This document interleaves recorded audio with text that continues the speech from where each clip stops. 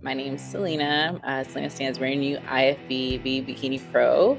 And I started off bodybuilding about 6 years ago, going on 7 years ago. I originally started off just wanting to put some time into myself and just honestly just stopped dating at the time. Had not met my now husband. And I was just going through a time in my life where I wanted to dedicate some effort and love to myself. And I was like, hey, let me do this thing. I already liked working out.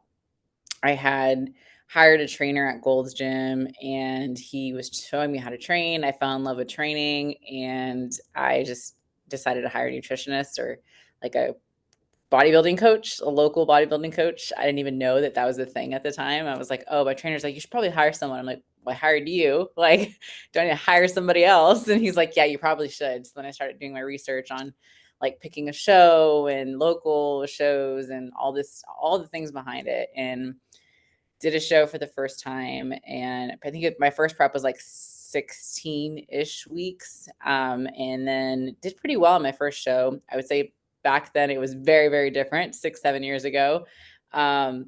Placed first in open at my first national show. It was a really, really small show. And just fell in love with the sport moving forward. And then after that, met my husband, my now husband. So we met through bodybuilding and he had just done it for his first show. I had just done my first show. So we had so much to talk about and grow into the sport. And we bonded over that. And then we gained our love weight and reversing and didn't really know what proper off seasons were. And so we went through seasons like that for a couple years. And then we just still had the sport, still worked out and everything. And we would take turns competing and then we competed together. And then he's in physique. So their division has grown so much too. So he's been pretty much in an off season for a good while now and trying to put on size. Whereas as I pretty much have been competing every year for the past 3-4 years. And we just kept at it. Bless his heart. He believes in me so much. So he kept telling me, you can do this, you can do this. And I just put my head down and started grinding. I did quite a bit of national shows before I got my pro card. I honestly think it was about 6 national shows before I actually went pro. It took me about 4 years from stepping on a national stage to this year, finally getting my pro card. And it's been a journey. I wouldn't change anything about it. I think it's just wild to me. It's still settling in. I'm a month in my off season.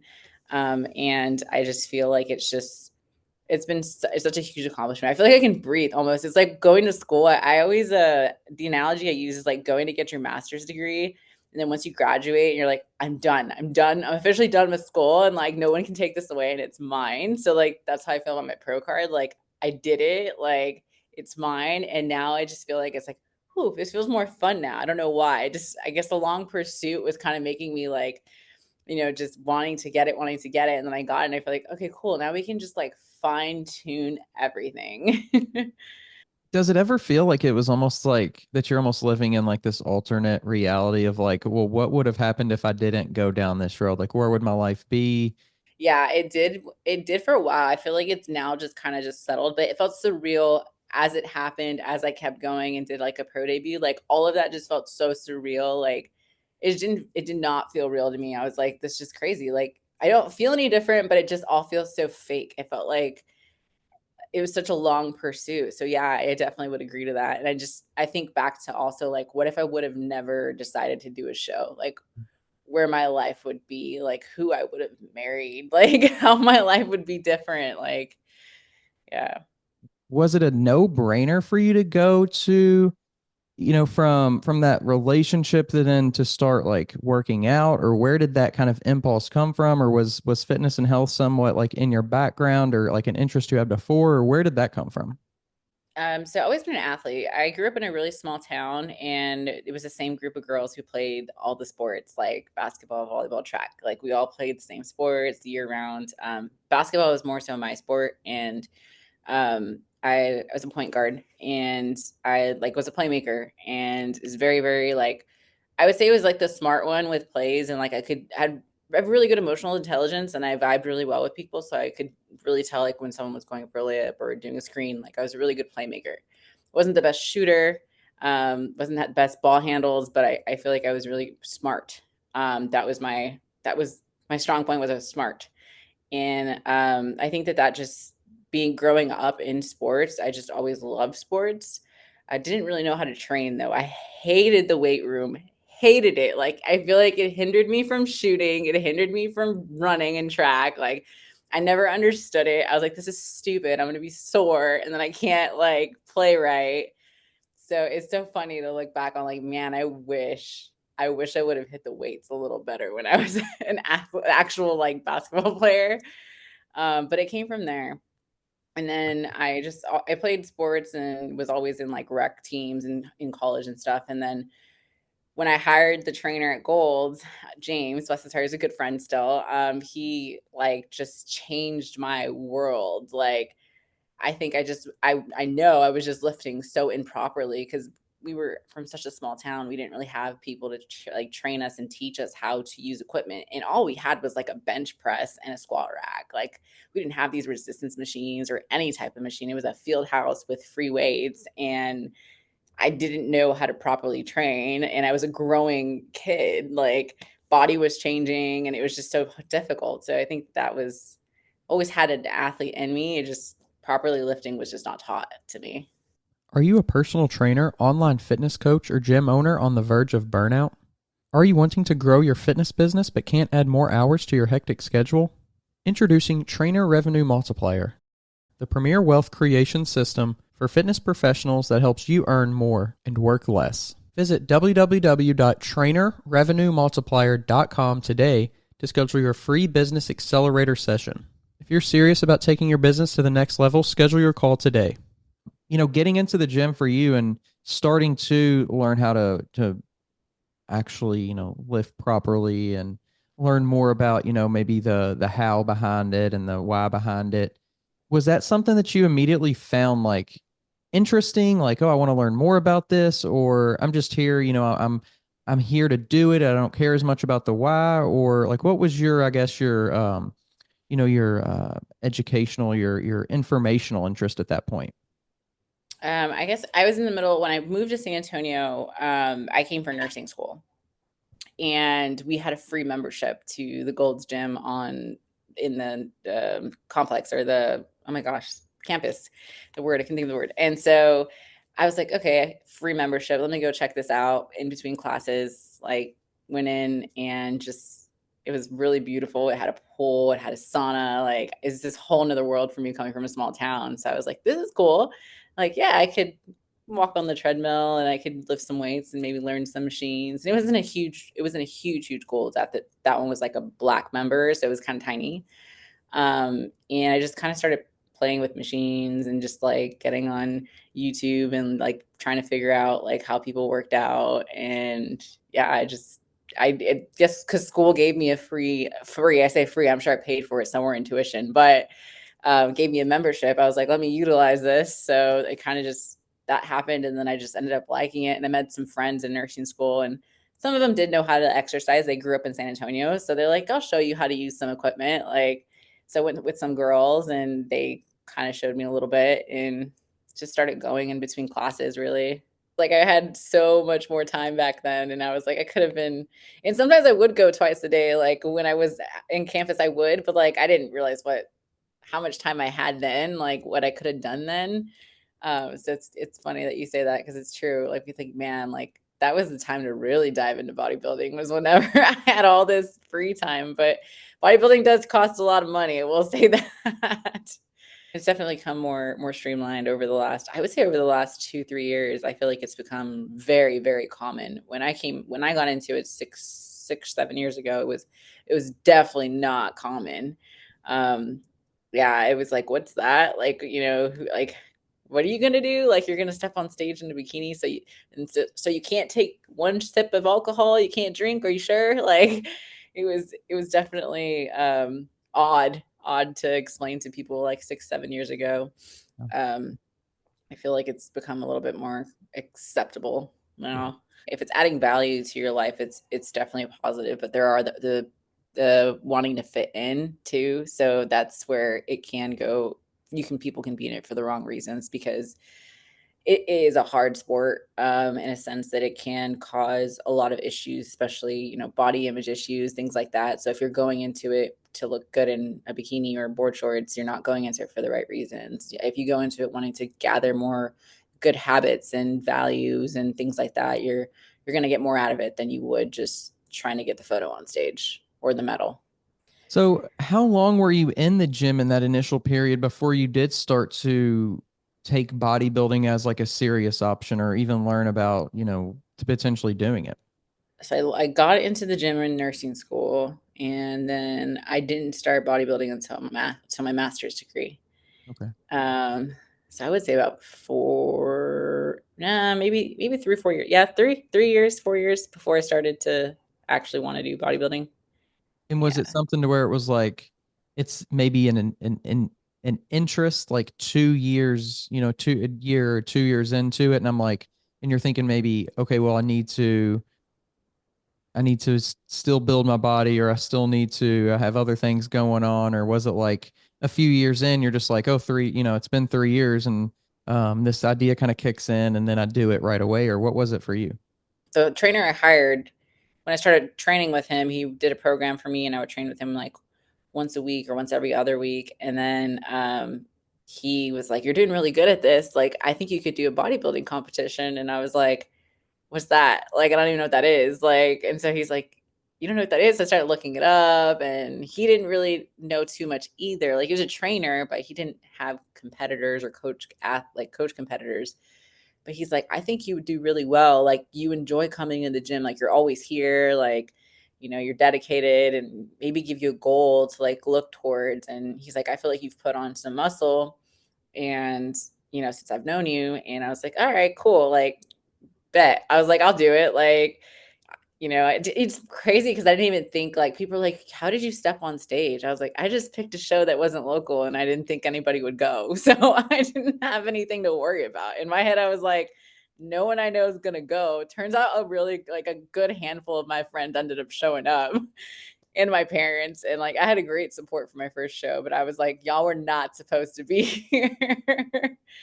But yeah, I just kind of picked a show and just like jumped in, and my trainer went, and I had a local coach that I found through my hairdresser that was like, "Oh yeah, my friend, she competes. I'm sure she could coach you." And like her husband really was the one that was coaching athletes, but she coached me, and I was like one of two of her competitors. And she helped me a lot, and I did really well for the first go around. I feel like I did really well. And then I found out, oh, yeah, you need a lot more muscle to do really, really well, because you think you have muscle, and then you peel it all back, and you diet down. And it was definitely fun. It's fun to go back and see like the very first time I stepped on stage what I looked like, because like obviously I needed a lot more muscle. I looked like an athlete, but I just needed way more to be competitive at the next level. Are you a personal trainer who wants to scale and grow your business online? Have you been coaching online for years, yet don't know how to incorporate online into your current business model? Introducing Trainer Revenue Multiplier, the premier wealth creation system for fitness professionals that helps you earn more and work less. Visit www.trainerrevenuemultiplier.com today to schedule your free business accelerator session. If you're serious about taking your business to the next level, schedule your call today.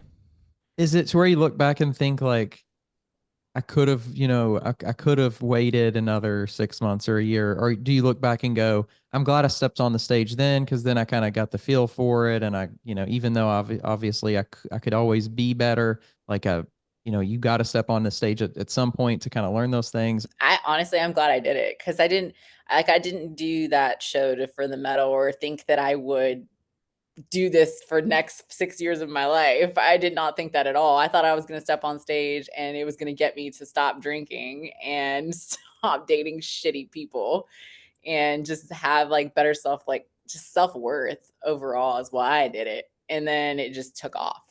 It took off, and it just like, and it kind of went hand in hand with nursing. And I didn't realize like it sounds so silly, right? But it's like I didn't realize how important nutrition like truly, truly, truly was. Like I ate fairly healthy my whole life and I cook a lot at home because the small town, we had two things to eat. It was like Pizza Hut and Golden Chick. So we had to cook. My mom always cooked. And so we always cooked food at home. Wasn't always healthy options, but we cooked, from, our house. So I ate somewhat healthy, but I didn't know about macros. I still like did not know like the way I eat now is so different than the way I ate growing up.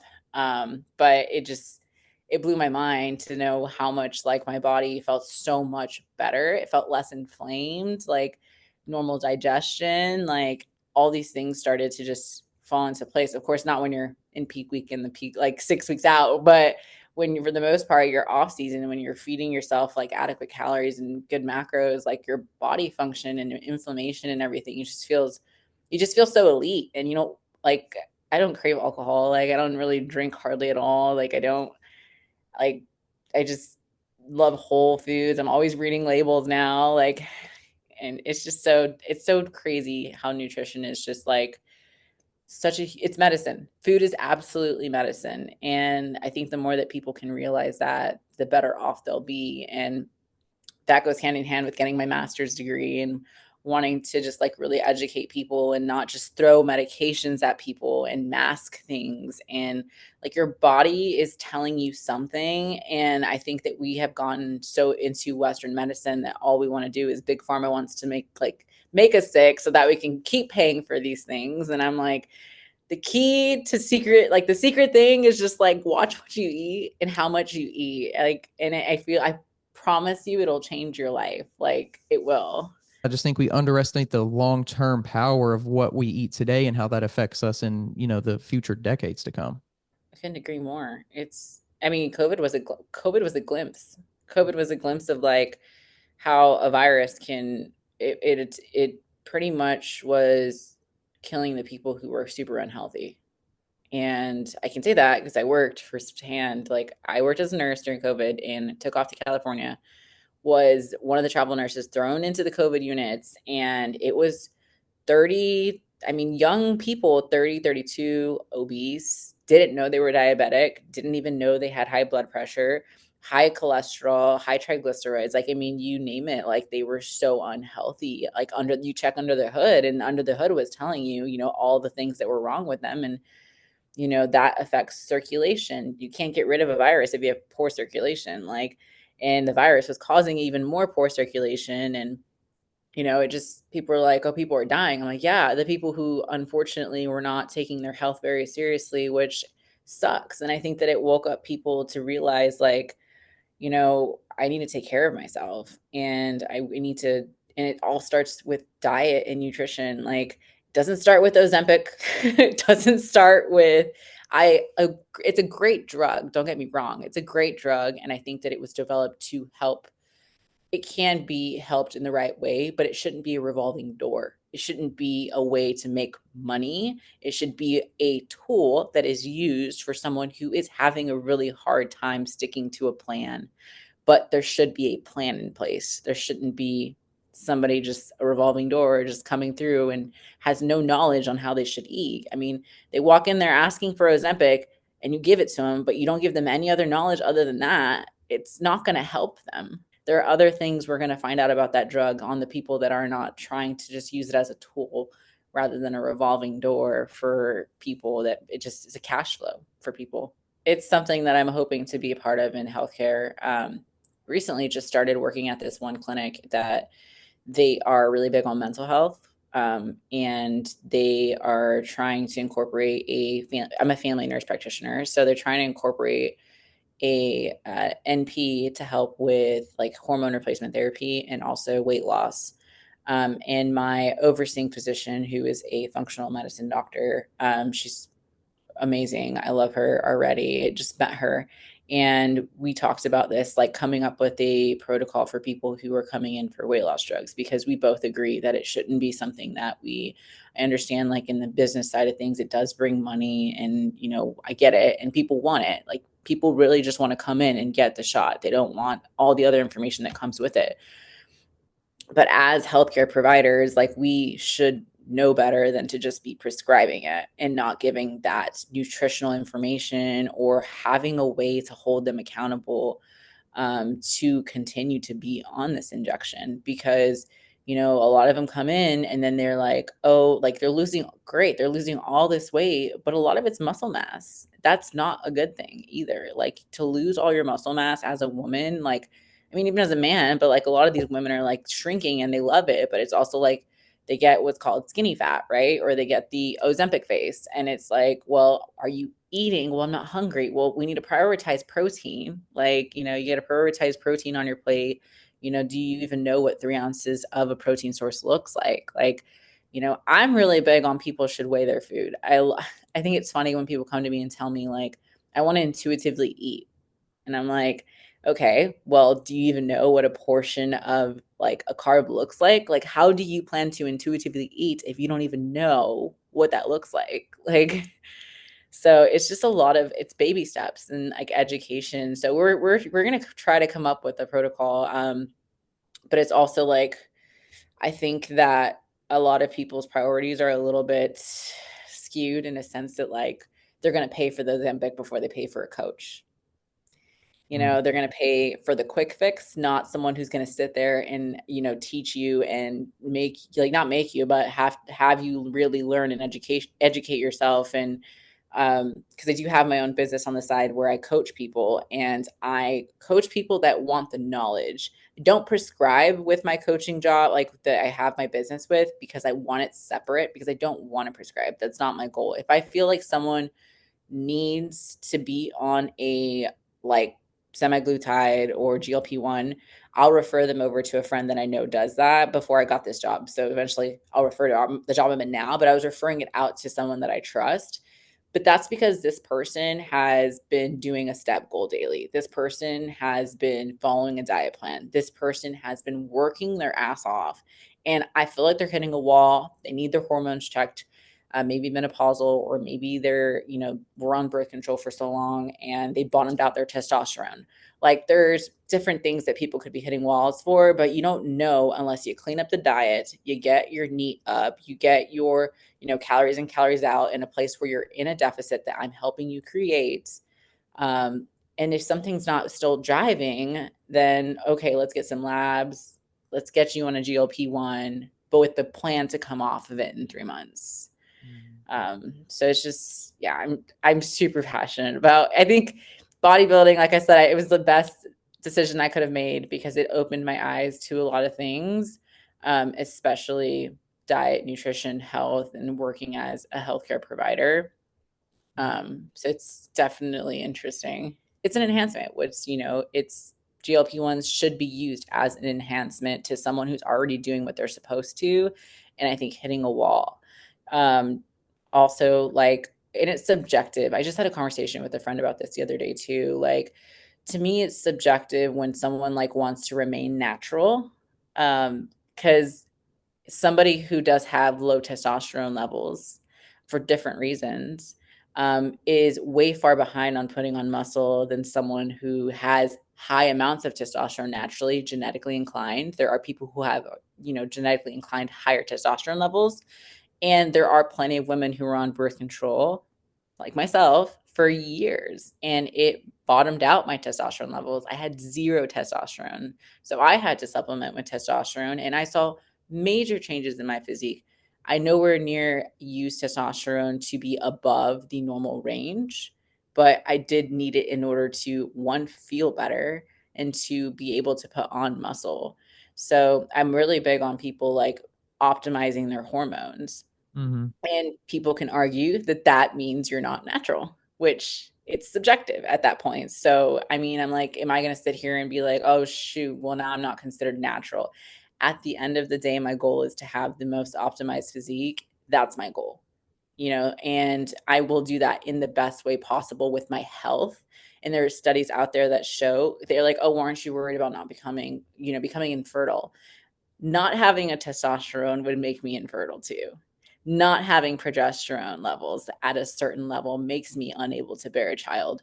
Like, the extremes to one or the other do both. and that's what, if you practice medicine, that like too much of something and too much of something else can cause almost the same side effect. So it's kind of it's finding that balance and getting your labs done, being on top of your health, and doing what you can to optimize to be in that balance of a middle ground. And every body is responding different. So like someone may feel great at a 50, if their testosterone levels are at 50 for a woman, and someone else may feel better when it's pushed to 80 or 100. So it is also not just about paper, it's also about how the person is feeling.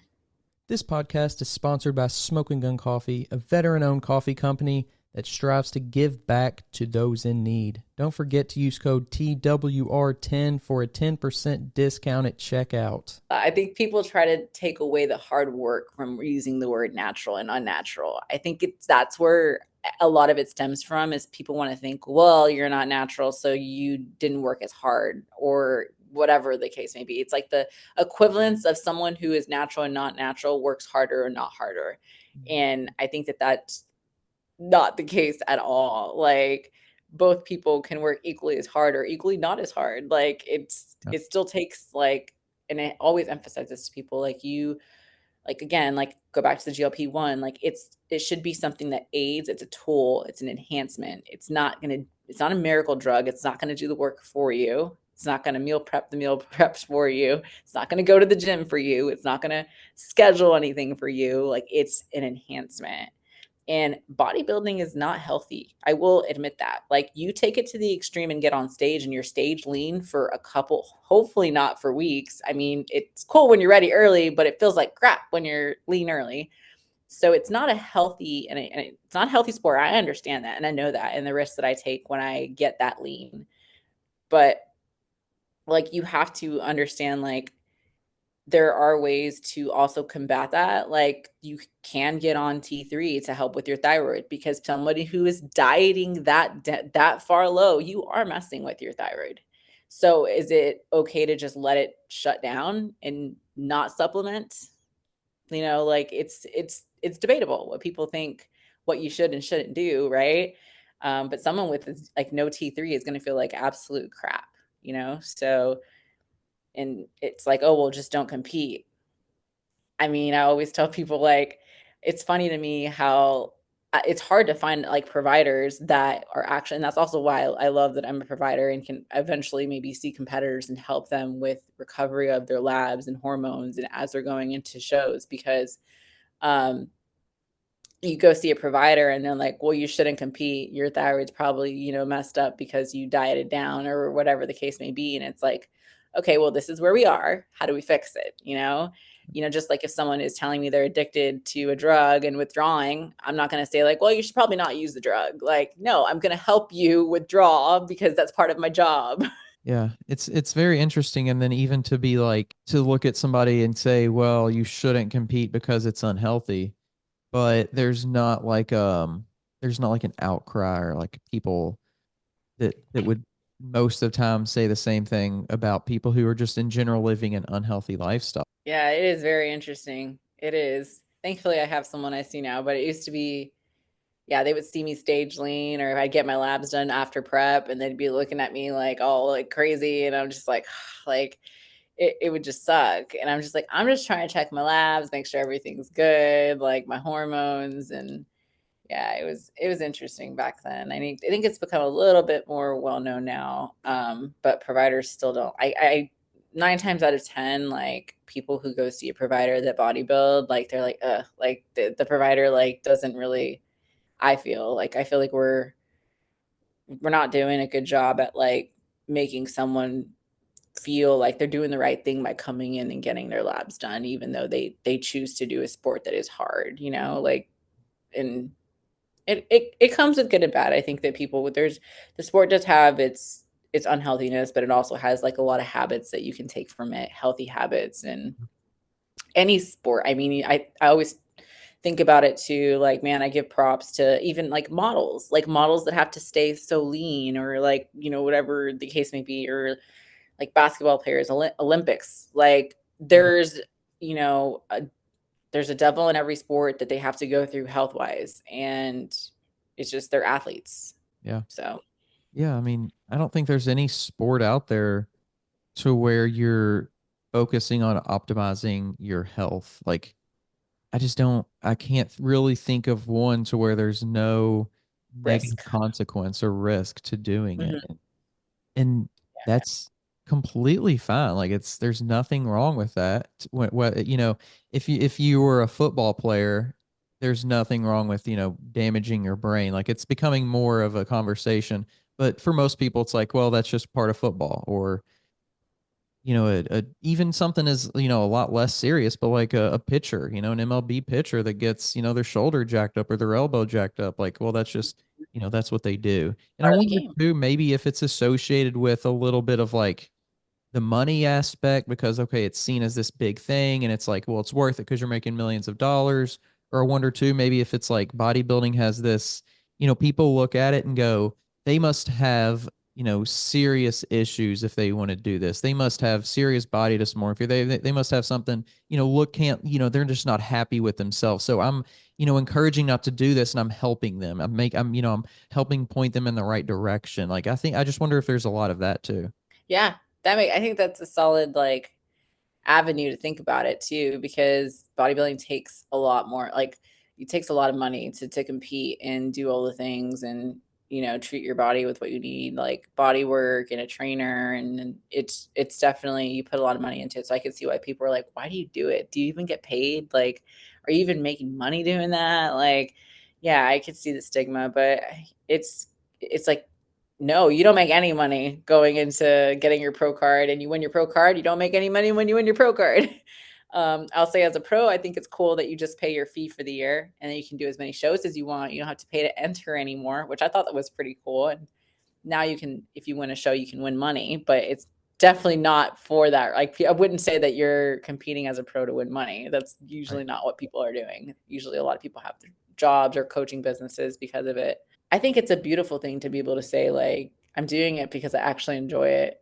Yeah. Like, you know, people, I just think the people that don't really grasp it, it's kind of like, it's just so odd.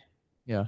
Well, I think we live in a world too now where it's like how many people do things without a monetary reward, especially when they are as hard as they are. It's funny. My dad always says, we all work to pay someone. If you follow your passions, the money will come. And that's something that my dad's always told me. And he's like, you always want to work for yourself. My parents are self-employed. And he's like, that's the best job you'll ever have, is working for yourself. And so that's something I've always strived to do. Yeah, I still have other jobs that I do work for people, but I have my own little company that I've been growing. And then for the most part, I'm 1099, so I'm contracted, which is kind of working for myself. But yeah, it's definitely something I think that bodybuilding has done for me, is that it's opened my eyes to a lot of the healthcare aspect of things. And it's helped my parents get healthy, like they or my clients on coaching, and of course they're free free coaching, but I didn't think they would stick to a plan. My dad had a health scare. He had high blood pressure, and like super high. It was like 180 over 100. Heart rate was high, and he wasn't feeling the best. And he had a back surgery, so he became a little more sedentary. He's usually really active, but he had back surgery and was sedentary for a couple months, and it affected him. And he got a scare. And I was like, Dad, like, if you don't take care of yourself and your blood pressure keeps, going up, you could have a stroke. And he freaked out and was like, I need you to write me a plan. I need you to tell me what to eat. Like, and he got my mom on it too, which my mom was already borderline diabetic on Ozempic. And I kept convincing her, like, or trying to convince her, like, you need to not be on this forever, or try to have like some type of nutritional habits that are better.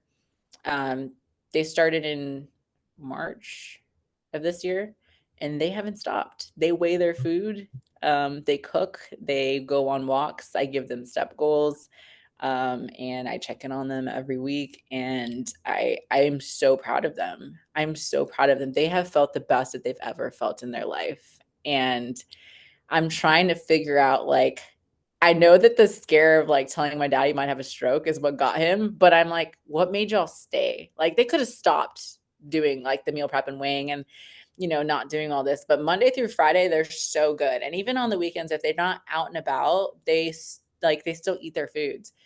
But it's when when they're out and about, they'll kind of, have like Whataburger, or they'll have their cheat meals, they call them now too. But they literally like have been hooked on this for a while, and I couldn't be more proud. Like, their lab work is beautiful. My mom is now optimizing her hormones. My dad was able to get off all blood pressure medication. He's not on any cholesterol medication. He's doing really, really well. And he's just like, I wish I would have known this like 10 years ago.